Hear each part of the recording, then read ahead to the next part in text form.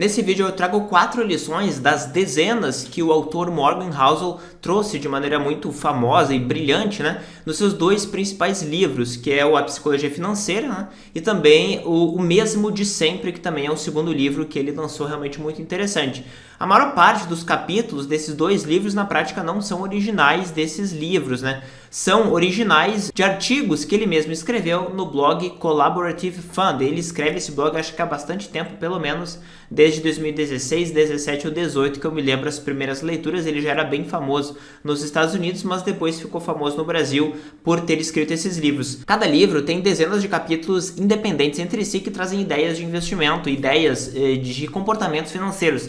Eu vou trazer 4 principais, aliando um pouco as experiências que eu tenho aqui, lidando, né, com clientes, com alunos, com investimentos e na minha experiência também de investidor brasileiro. Se você se interessa por isso, meu nome é Otávio Paranhos, eu sou analista de valores imobiliários e neste canal eu trago para você como estruturar uma carteira de aposentadoria global, investindo no Brasil e no exterior, especialmente em renda variável. Mas antes, já me segue lá no Instagram, é otavio.paranhos, e também, se você quiser saber mais sobre o meu processo de consultoria, que eu posso auxiliar você com reuniões 1 a 1 para de fato estruturar sua carteira atual e futura para você e para as gerações posteriores, você pode clicar aqui na página de links, né, que tem vários outros descritivos e de produtos que eu ofereço, e-books gratuitos e também a minha consultoria para você entender melhor. Então vamos para o conteúdo. Obviamente, o objetivo desse vídeo não é ser exaustivo e descrever tudo que o Morgan Housel falou, pelo contrário, mas principalmente trazer aquilo que é mais aplicável para você, para o investidor brasileiro, tá? Existe um capítulo aqui no primeiro livro dele, né, que se chama Never Enough, ou seja, nunca é suficiente,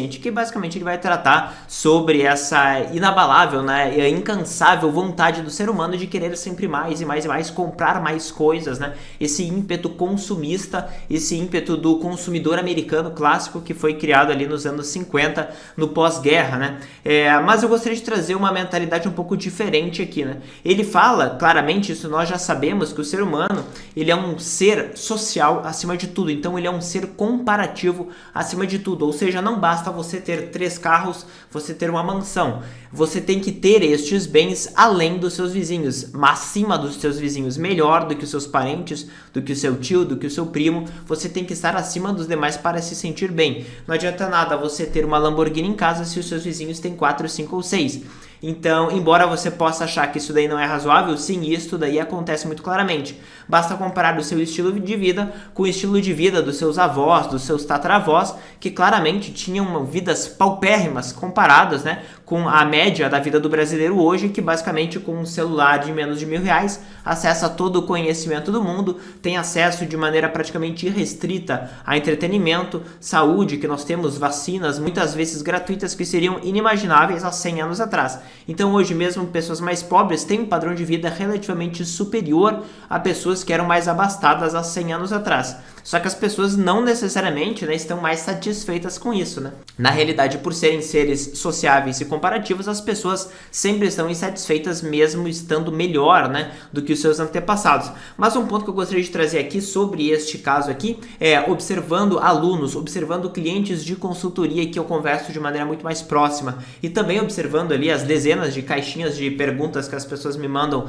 todos os dias ali no Instagram, é que eu vejo que as pessoas sobem de nível, sobem de padrão de vida à medida que elas vão aumentando renda, salário, isso é relativamente comum, só que essa daí é uma das maiores armadilhas. Por quê? Você já deve ter ouvido falar, e é muito comum, né, que nós não devemos subir tanto nosso padrão de vida, nós devemos cuidar, né, para algum período de vacas magras em que nós não tenhamos tanto dinheiro assim. Só que em termos de ancoragem, né, o ser humano tem uma dificuldade muito grande, talvez você tenha uma dificuldade muito grande, isso é fato, né, de diminuir o padrão de vida caso necessário. Ou seja, o que eu quero dizer com isso? Se você tem um carro mais popular, um Gol 2010, por exemplo, tá?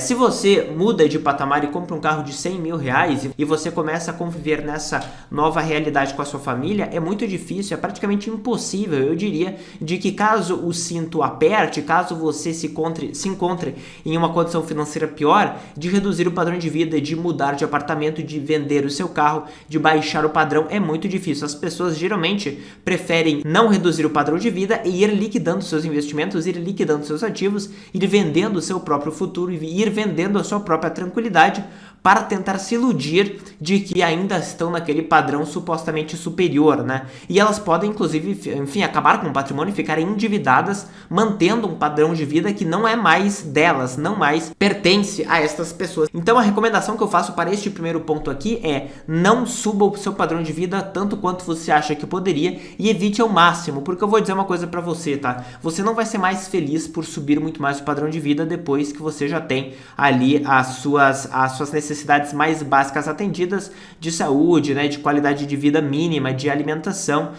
O fato de você mudar de um apartamento de 100 metros quadrados para 200 metros quadrados não vai duplicar a sua felicidade média, né? Só que o fato de mudar o padrão de vida desta magnitude pode inviabilizar que você tenha flexibilidade no futuro de reduzir caso necessário. Então evite subir o padrão de vida, tá? O benefício marginal do dinheiro, ele é real, então a cada real que você ganha mais, este real adicional, ele lhe beneficia menos, tá? Então ele é uma vantagem menor para você, então evite subir o padrão de vida. É muito mais fácil fazer isso do que descer. Eu já tive, infelizmente, né, experiências ruins, tanto com alunos, né, como clientes de consultoria, de ter que falar para as pessoas reduzirem o padrão de vida, porque o valor que elas queriam gastar na aposentadoria seria insuficiente, né, para o capital que elas tinham acumulado e para a poupança que elas eram capazes de fazer. Então, para que você não chegue nessa situação, evite subir o padrão de vida tanto quanto possível, obviamente na medida do seu conforto mínimo. Um outro capítulo deste mesmo livro, né, da psicologia financeira, que ele chama de You and Me, que é basicamente para comparar, né, a pessoa que está procurando informações ou na internet ou na mídia com aquela pessoa que está falando, né, recomendações, está recomendando ativos, está recomendando investimentos específicos, e ele mostra que as pessoas de fato podem ter objetivos diferentes e podem ser adequadas a ativos diferentes. Como assim, Otávio? Me explica isso, né? Eu vejo muito mesmo, basta você abrir o YouTube e você vai observar as pessoas querendo um investimento teoricamente perfeito. Este investimento aqui, ele vale a pena ou não vale? Ele é bom ou ele é ruim? Quando na realidade, todo ativo, se você parar para pensar, todo BDR, todo ETF, toda ação, todo título de renda fixa, ele existiu, foi criado para alguém comprá-lo e ser feliz com ele, né? E utilizá-lo dentro da sua carteira em algum tipo de alocação específica para aquele perfil, tá? Não existe isso de um investimento ele é ruim, ou seja, ele não deveria ser investido por ninguém, e um investimento é bom, deveria ser investido por todas as pessoas. Isto não existe, tá? E por que eu falo isso, né? Porque a pessoa que está recomendando um ativo para você de maneira um pouco até irresponsável, esta pessoa, ela pode ter objetivos muito diferentes dos seus. Pode ser um jovem de 20 anos, né, que tem ali 10 mil reais na conta e está querendo aprender como investir pela primeira vez, ou pode ser um pai de família com 55 anos que vai se aposentar em breve, que passou a vida trabalhando e que começou a trabalhar aos 15 anos, que trabalha há 40 anos de idade, que já tem 2, 3 filhos, que já está em outra condição. Consequentemente, não necessariamente a recomendação inicial serve para esta segunda pessoa. E tudo bem, e não tem problema, tá? Mas ele salienta muito bem no livro, e eu observo isso claramente porque eu observo conteúdo, né, na internet, especialmente no YouTube, todos os dias, em que se prometem que investimentos são ideais. Olha só, está valendo muito a pena comprar nessa ação. Em que se promete que um determinado ativo ele é muito bom, supondo que ele fosse bom para qualquer pessoa, que ele iria render bem. Só que quando a gente parar para pensar, praticamente todas as classes de ativos elas tendem a ter alguma rentabilidade relativamente positiva no médio e no longo prazo. O que eu quero dizer com isso? Se você vai observar nos últimos 10 anos no Brasil, na média as ações subiram, na média a renda fixa subiu, na média os fundos imobiliários subiram, na média as ações globais também subiram. Só que na prática, portanto, não se trata de buscar apenas um ativo que irá render mais, né? Se trata de buscar um ativo que irá render mais de acordo com a volatilidade que aquela pessoa daquele perfil deveria tolerar, de acordo com o risco profissional dessa pessoa. Por exemplo, uma pessoa que tem um risco profissional maior no Brasil, por exemplo, um médico de tomar um processo, alguma coisa assim, por exemplo, ele pode querer valorizar muito mais um ativo no exterior do que uma pessoa brasileira aposentada com 85 anos, que ela só quer gastar o dinheiro dela, não quer abrir conta no exterior e tá tudo bem. Então são perfis diferentes que precisam ter ativos diferentes. Não faz sentido algum, né, a pessoa seguir uma recomendação meramente porque alguém disse que é um bom investimento, porque isto não existe. O terceiro aprendizado que eu quero trazer para você, que estava no livro O Mesmo de Sempre, então aqui nós já mudamos de livro, que para mim é um dos principais pontos no mercado financeiro inteiro, tá? Que é o de incentivos, que ele chama aqui de Incentives the Most Powerful Force, ou seja, uma das principais forças, para mim a principal força que existe no mercado financeiro é a força dos incentivos, né? E por que eu digo isso? Porque, principalmente me referindo aqui aos assessores de investimentos, que são o novo bancário, né? Que é o novo vendedor de produtos financeiros. Eu vejo de maneira muito triste, né? Embora eu, de maneira geral, fale com meus alunos, com meus clientes, de que eles precisam ter carteiras que são totalmente autônomas, né? De vendedores de produtos financeiros, eu vejo, infelizmente, né? Clientes, seguidores, alunos que entram em contato deliberadamente com assessores de investimento e falam, olha só, vale a pena investir neste ETF global aqui? É a mesma coisa se você vai entrar numa loja da Fiat e você vai perguntar se vale a pena comprar um carro da Volkswagen. Claramente não faz sentido nenhum, né? E assim, eu já ouvi prints de várias pessoas mostrando, né, que os seus assessores estavam preocupados com o fato de essas pessoas migrarem para ETFs globais, migrarem para ETFs de renda fixa no Brasil e deixarem bons fundos de previdência, deixarem bons fundos multimercado, quando obviamente se trata, né, de um conflito de interesse gigantesco, né? E na prática, você sempre tem que perguntar, antes de escutar uma palavra de qualquer pessoa, qual é o alinhamento de interesses que esta pessoa possui comigo? Será que essa pessoa ela quer me vender um determinado produto? Será que ela é comissionada, né? Será que ela ganha mais por me oferecer este produto e não este produto? Não é à toa que, assim, tranquilamente, 70% das carteiras que eu recebo de vocês tem, tanto aqui gratuitamente no YouTube, como também de consultoria, tem infinitos títulos individuais de renda fixas, LCIs, CDBs do banco tal, porque estes produtos são os que mais pagam comissões para os assessores, tá? Não é à toa que as pessoas têm uma salada de frutas gigantesca na carteira, que não faz sentido nenhum com base no perfil da pessoa, e apenas faz sentido porque o assessor estava marretando, né, aquele tipo de produto na carteira da pessoa. Recomendação, não aceite e nem converse e nem dialogue com ninguém que possui conflito de interesse com você. E o quarto e último assunto aqui que eu gostaria de trazer, que na prática é um aprendizado também deste outro livro, né, Same as Ever, que é o segundo livro do Morgan Housel, que ele fala de time horizons, né, que ele fala que investimento para longo prazo, todo mundo fala que é investidor de longo prazo, né.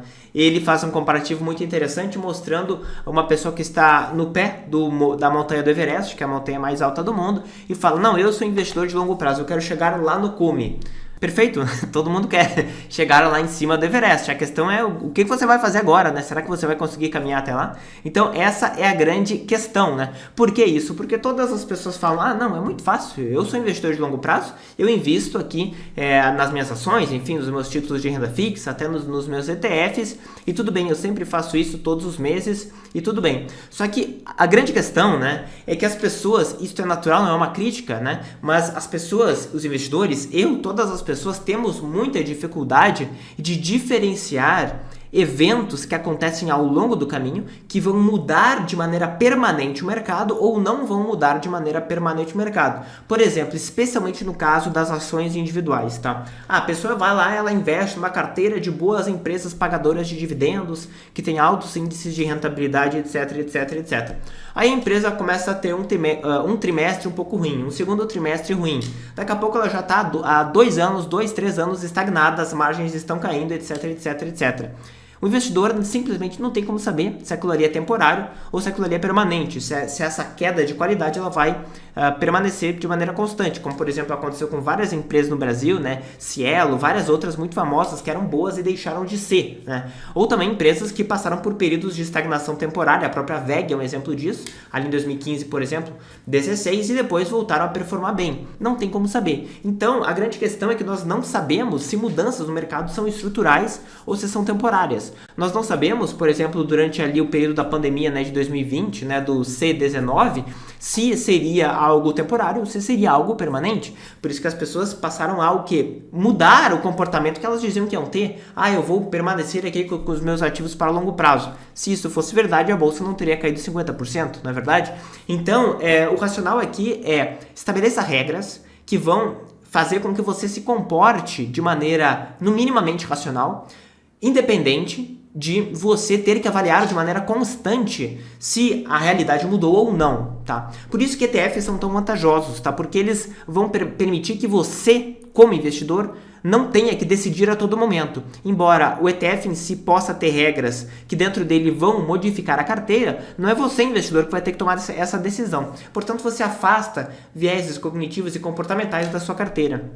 Esse ponto, ele é absolutamente essencial, tá? Então, você nunca vai conseguir ser um investidor de longo prazo, como você acha que pensa nos fundamentos de maneira consistente, porque ninguém consegue diferenciar mudanças permanentes e mudanças temporárias no mercado, nem em cada um dos seus ativos. Qualquer fundo que você invista, a não ser que ele seja de fato 100% passivo, né? Você nunca vai saber se aquele fundo, se aquela estratégia, se aquela ação, se aquele título de renda fixa, se aquele banco que você comprou um CDB, teve ali uma mudança drástica que vai fazer ele quebrar ou não, ou se aquilo é temporário. Então, invista de maneira passiva e principalmente, né, invista com regras objetivas para afastar vieses cognitivos e comportamentais. Então, essas são as 4 principais lições que eu gostaria de trazer para você dos 2 principais livros do Morgan Housel, mais aplicados aqui ao mercado brasileiro. Se você gostou desse conteúdo, não deixe de baixar gratuitamente vários e-books e outros documentos gratuitos que já estão disponibilizados para você aqui embaixo. E também não deixe de me seguir lá no Instagram, otavio.paranhos. Se você gostou, se inscreve no canal e ativa as notificações para você não perder nada que eu coloco aqui. Valeu!